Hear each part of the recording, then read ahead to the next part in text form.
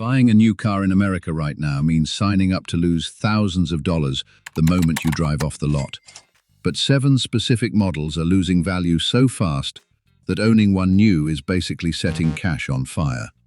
According to a fresh IC Cars study, analyzing over 950,000 5-year-old used vehicles sold between March 2025 and February 2026, the average new car now loses 41.8% of its value after 5 years, an improvement of 3.8 percentage points over last year.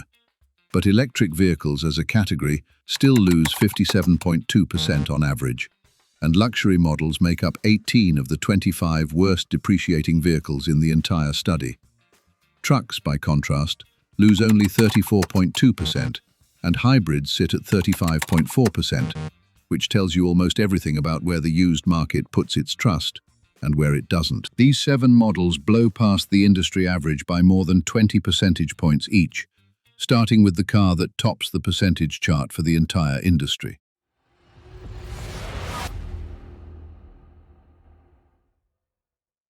The Nissan Leaf leads every single vehicle in America in percentage depreciation, losing 63.1% of its value in just 5 years. In dollar terms, that works out to $17,743 gone, which sounds almost forgivable until you realize the Leaf never cost much to begin with, starting around $29,990 new. Part of the problem is timing. Many Leafs sold new were eligible for a $7,500 federal tax credit that has since expired, meaning the used market has to absorb that entire discount on top of normal wear.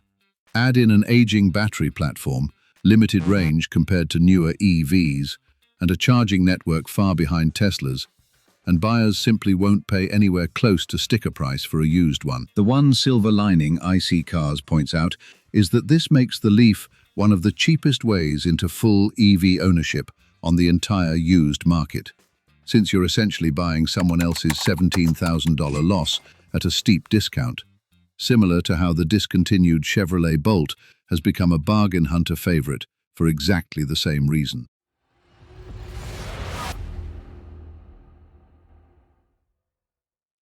The Lucid Air takes luxury EV depreciation to an extreme that even seasoned analysts call painful.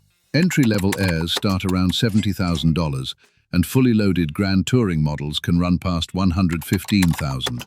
But according to IC Cars data, the Air loses roughly half its value in just 3 years alone. Stretch that out to the standard 5-year benchmark, and the loss climbs past 62%, putting it in the same company as the Nissan Leaf and the worst Teslas on the market.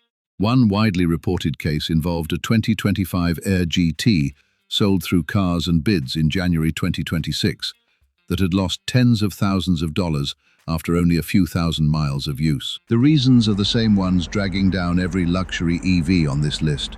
Limited service network, higher than expected maintenance costs on the air suspension system, and buyers who simply won't pay near new prices for a car from a low-volume startup automaker with an uncertain long-term parts supply. For used shoppers, that math flips entirely in their favor, turning a 6-figure luxury EV into something that costs about what a loaded gas sedan does after 3 years.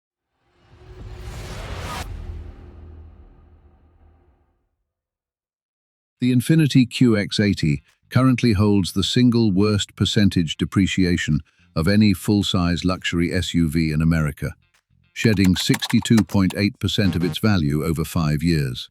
In real dollars, that is $52,631 gone, more money than most Americans make in a year, evaporated from a single vehicle's value.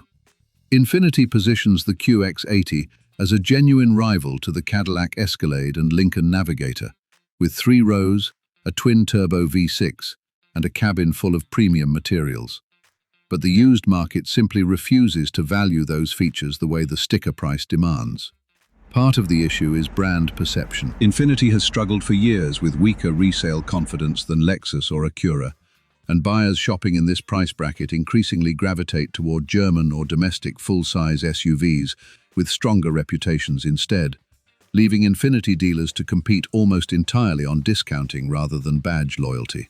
For someone shopping used rather than new, A 5-year-old QX80 represents one of the largest single depreciation windfalls available on the entire full-size SUV market. And the smaller Infiniti QX60 in the mid-size segment shows up right alongside the Range Rover Sport as one of the next worst depreciating mid-size SUVs for nearly identical reasons.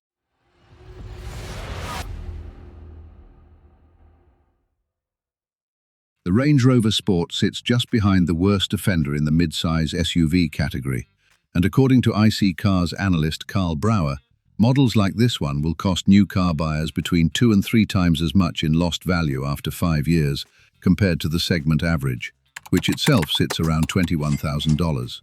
That means a Range Rover Sport buyer is looking at losing somewhere in the neighborhood of $40,000 to $60,000 in value alone, on top of the vehicle's already substantial purchase price, which for a fully equipped model can push well past $90,000 new.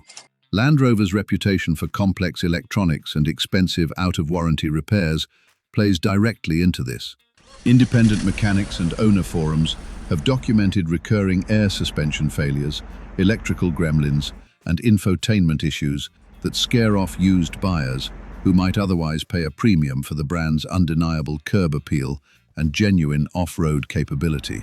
The used market has effectively priced in years of anticipated repair bills before a buyer even signs the paperwork, which is exactly why patient shoppers can find a barely used Range Rover Sport for a fraction of what the first owner paid, often with most of the factory warranty still intact.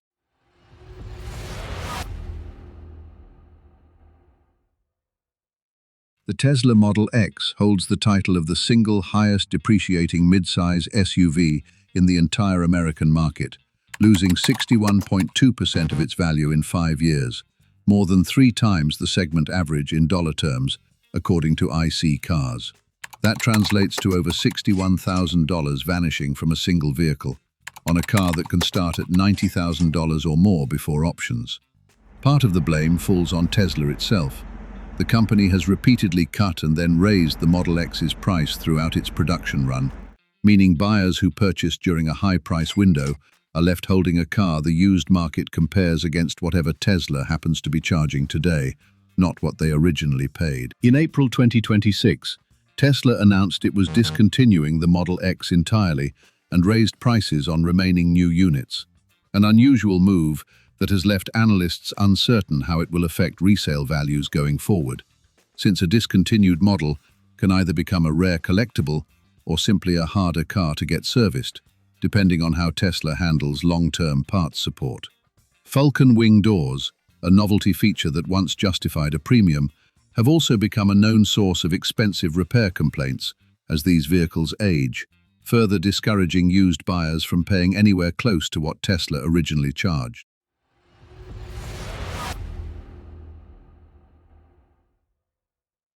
The Tesla Model Y might be the most surprising name on this list, since it is one of the best-selling vehicles in America and, unlike the Model X, is not considered a true luxury vehicle.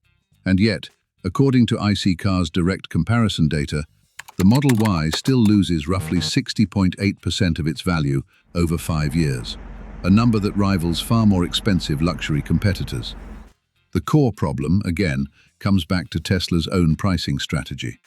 The company has adjusted the Model Y's sticker price up and down repeatedly over the past several years to stay competitive against a flood of new EV rivals, and every price cut on a new Model Y instantly drags down the resale value of every Model Y already on the road.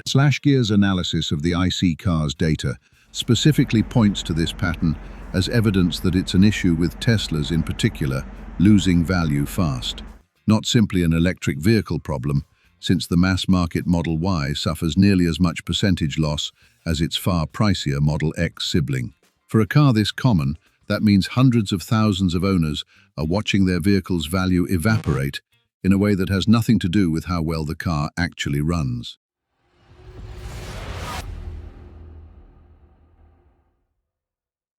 The Land Rover Range Rover, the flagship of the entire brand, produces the largest single-dollar loss of any vehicle in the IC Cars study, at $69,856 gone after 5 years, a 61.7% depreciation rate.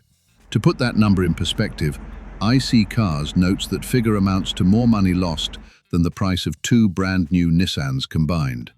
A car that can carry a sticker price well over $100,000 new is worth barely a third of that after half a decade on the road, driven by the exact same combination of factors dragging down every other vehicle on this list.